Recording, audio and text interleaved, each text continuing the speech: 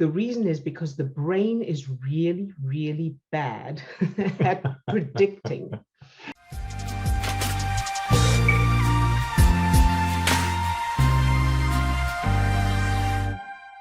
So today's topic is why you can't imagine feeling good when you're feeling bad.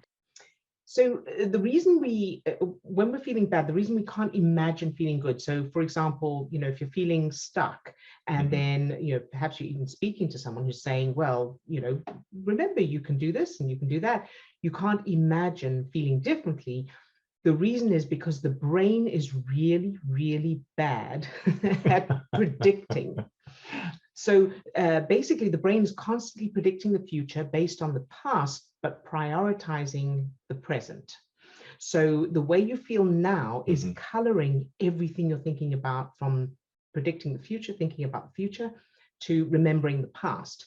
So if you're feeling stuck or upset or hopeless or depressed or anything like that, you've got stress chemicals in your system, and your brain is designed to prioritize what's happening right now, and it attaches that or it uses that as a filter through which you see the future.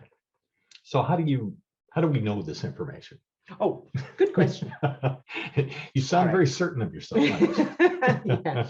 Okay, so in addition to everything that we teach about brain chemistry and all of that, there's a book called Stumbling on Happiness by Daniel Gilbert. And he does a brilliant job of explaining this, and so we'll leave it up to him to explain the sort of everything behind it. But the fact is that the brain is designed to prioritize what's happening now. And so it's so somebody pointed out to me the other day, it's also why for those people who stay up late and they know they should go to bed and they think, oh, I'll feel terrible in the morning, but you can't really imagine what you're going to feel like in the morning. So you continue to think, your brain is prioritizing now. Well, I really want to finish watching this movie. I really want to play this game. I really want to, continue doing whatever you're doing, or I don't feel like going to bed yet. And then the next morning, you realize your brain didn't do a good job of predicting how you will feel. And in the same way, when you're feeling good, your brain can't predict accurately what's going to happen when you feel, when something happens and you'll get back. So a repeat of those triggers. Yeah, or when we're in those low spaces. I know that for myself, when in the past I got into those really anxious places or those depressed places, it felt like I had entered the pit. I had fallen into the pit, and you're kind of like in a trance. It feels like you're in the trance of that. It's just like, it feels very real. All of those neurochemicals make it feel like it's very real. And then I can't imagine that tomorrow is going to feel any better than what it feels like right now.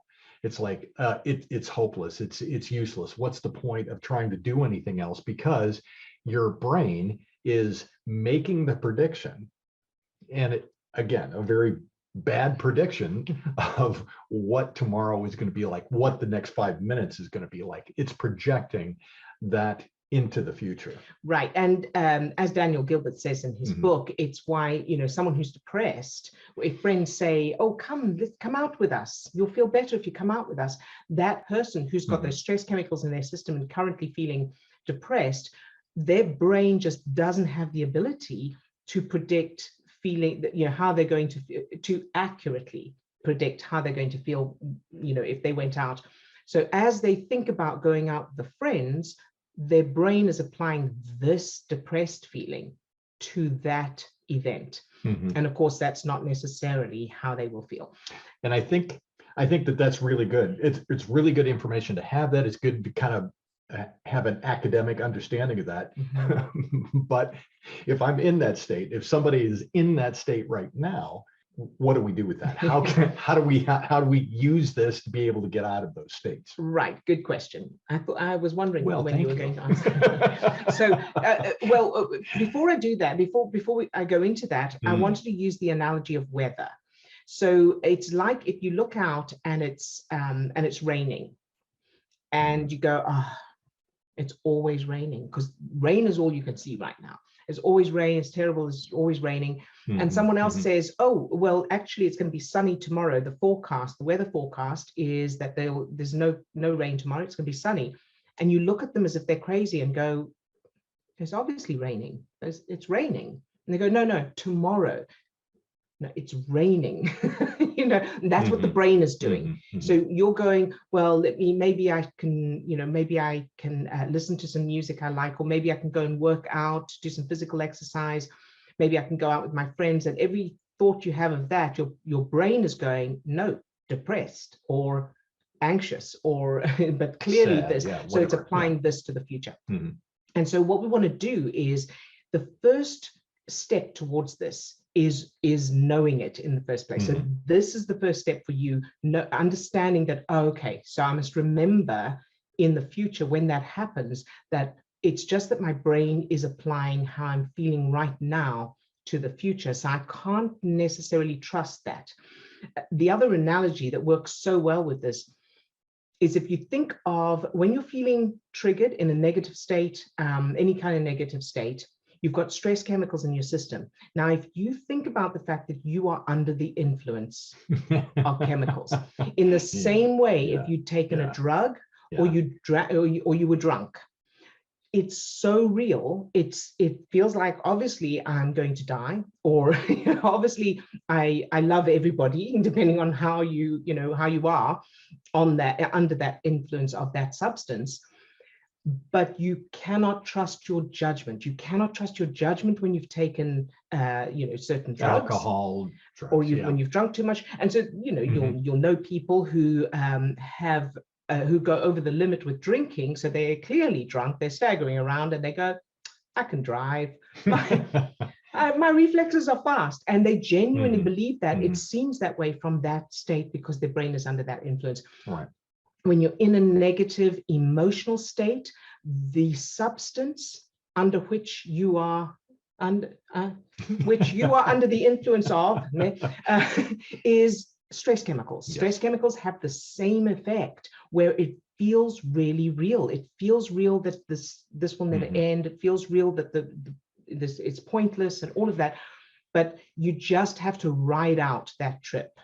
You just have to ride it out and remind yourself, I'm under the influence right now of stress. I can't trust my judgment. So I'll just wait. I'll wait until I'm feeling better. And when I'm sober, when I'm feeling better, then I will reassess whether this is actually the truth or not, whether life is actually hopeless or not. So you just delay that until those effects have worn off, and they will wear off. And again, people, when we're ill, or if you've got a hangover or something like that, it can feel like this is never I'm going to be like this for the rest of my life. But you know that it will wear off. The effects of those stress chemicals that cause negative emotional states are the same. They will wear off. So then, what do you do next? I hear you ask. Well, yes, but you actually have to give me a chance to ask the question. So how about some pointers? How about some real life pointers for how can we implement this? Right. So in the first, like I said, the first step is right now in this moment, in setting the intention that you will remember this info. Oh yes, so the next time I'm feeling like that, I'm going to remember this. The second piece to do when you're in the middle of it is just tell yourself, I'm just going to ride it out. I'm just going to make the best of it that I can. So for example, if you are standing in the rain, okay, it's raining, you can't make the rain stop, but you'll do the best you can by, maybe you'll get under shelter, or you'll put up your umbrella. And the equivalent of that is you will use, you'll listen to some music you love, or you'll sleep, or you'll do whatever you can to just make it a little bit less unpleasant for yourself until it stops, knowing that it will go away, it will stop, it will change.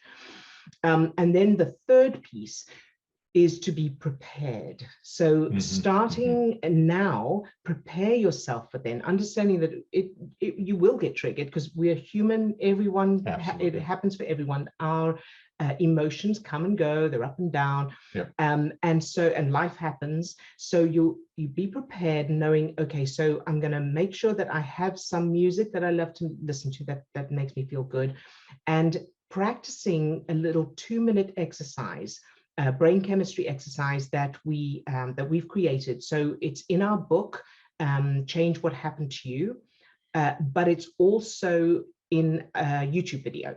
So we will post the link. I'll post a link. We'll put a little.